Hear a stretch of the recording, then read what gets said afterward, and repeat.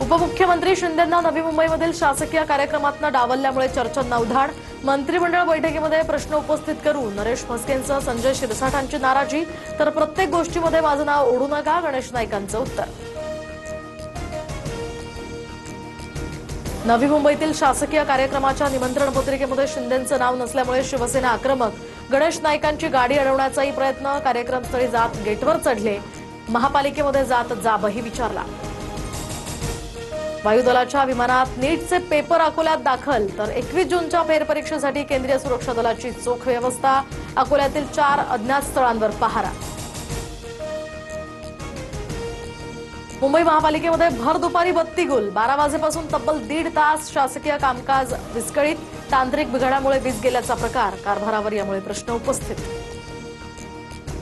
महाराष्ट्रासह 16 राज्यांमध्ये पावसाची प्रतीक्षा, पावसाअभावी पेरण्या खोळंबल्या, तर अनेक धरणांमधील जलसाठ्यानं तळ गाठलाय।